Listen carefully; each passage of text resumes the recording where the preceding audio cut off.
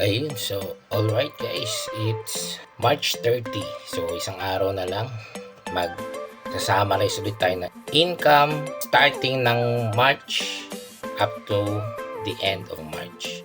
Gusto ko lang sabihin sa inyo guys kung paano ba ako naging full-time dito. Before that, empleyado rin ako guys, katulad ng ibang tao na nagtatrabaho 8 to 4, minsan may overtime, di may iwasan yun, and okay lang yun, additional income din yun.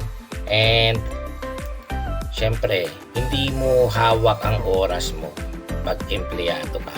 Hindi naman maliit yung sahod, maganda naman, pero hindi rin ganun kalaki. That time nasa transition na wala sa akin na importante na kung ano ko baguhin ko.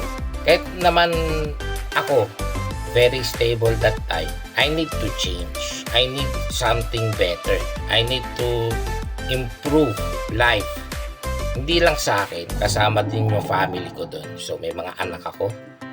And syempre nag-aaral sila at kailangan ko silang pakainin. Pero dahil na magbabago yung buhay ko, hinahanap ko yung lugar ko. Kahit marami akong kaibigan, gawin mo to. Ito na lang gawin mo. Kung mo gawin yan, they advise me in a nice way. Pero sabi ko nga, ako pa rin magdidesisyon if it's okay or hindi. Kasi in a long run, ikaw pa rin ang mahawak ng buhay mo. Hindi kami, kundi ikaw. Ikaw mismo. One time, nagtitrade ako sa gabi and nagbe-break even na ako. Sabi ko, if I can double my income for being employee, this might be the good change. So ito yung hinahanap ko. One time, nag-trade ako, I earn big. I think markets is very generous that time.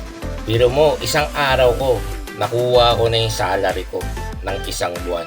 Pero ito yung winnings na hindi swerte, kundi it comes to my skills, experience, and knowledge. So naka-accumulate na ako noon. That is my break-even stage. Siyempre nalugi din ako dito because I don't know what I'm doing.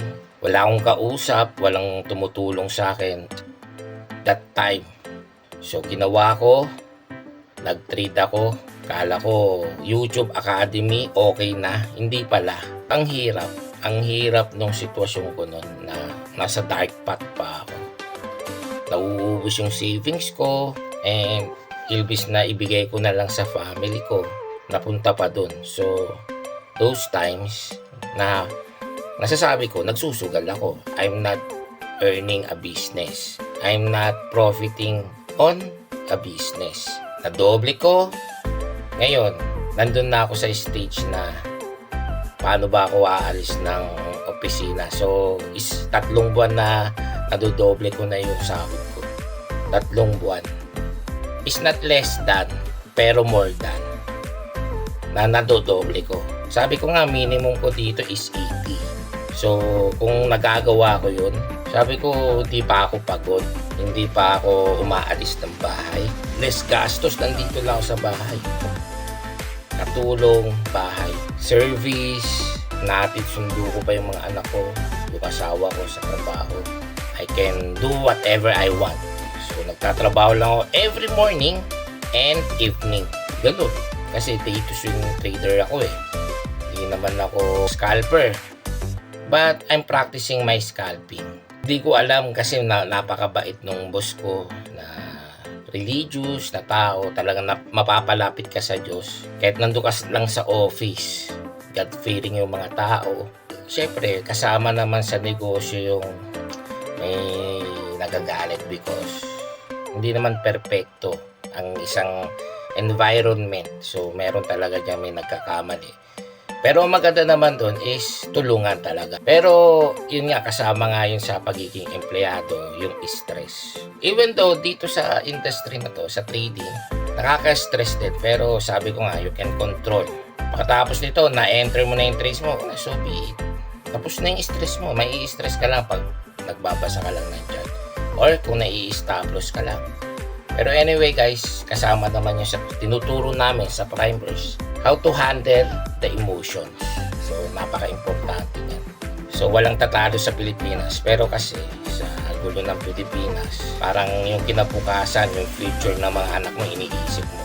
So you need to do something para maganda naman yung future ng mga anak mo, kasi yun na lang yung goal mo sa buhay na to eh.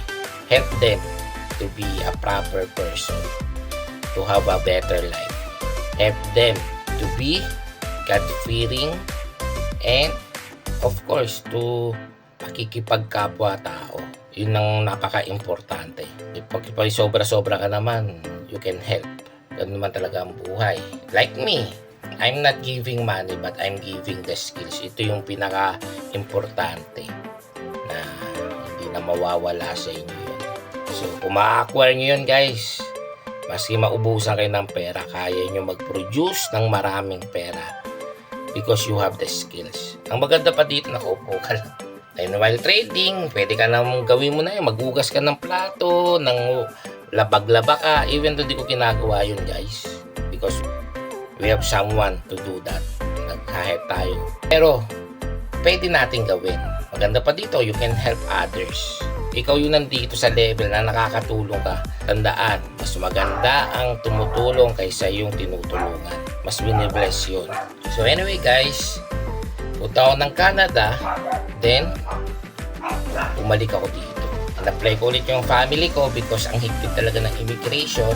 Then, nandito na tayo ngayon. So bumalik ako sa boss ko. Sabi ko kay boss, para hindi na makabalik. Ang maganda nun, may pumalit naman na sa akin. Nung umalis ako, may pumalit naman na talaga. May train na ako doon. So, hindi ko naman pinabayaan yung office. Kung ano yung skills ko, pinasa ko rin doon sa tao na yun. So, magaling naman din yung tao na yung broker. And madaling matuto. So, lahat. Pati yung program na ginagamit ko sa Excel na ako nag-invento, binigay ko na yun kasi hindi ko naman nagagamitin yun. And mas madalas niyang gagamitin yun. You need to share kung ano yung best na maitutulong mo. Bumalik ako, sakto na dun. And okay naman na yung office. Sabi ko kay boss na plano ko mag-migrate. Kaso natatagalan. Hanggang ngayon wala pa rin. Pero napapaisip na lang ako sa hirap talaga ng buhay ngayon. Parang mas maganda talaga dito tumira kasi level up din yung gastos sa Canada. Ang kinikita ko dito guys, dollars. Pasok ng dolyar dito sa Pilipinas, nakakatulong tayo sa bansang Pilipinas. So, nag-i-income tayo ng dollars, pero ang exchange rate, medyo malaki din kasi medyo mataas ng dolyar. So, ganun guys. So, may 100,000, 200,000, 300,000 naman. Ang gagawin nyo lang dito is to be consistent. You need to control your trades. You need to control your emotions. And yun yung mga tinuturo namin sa primers. So anyway guys, isa pang nakapagpadagdag sa akin is itong libro na to. Rich Dad, Poor Dad. Nagtatrabaho po sa empleyado pa ako sa Top Notch.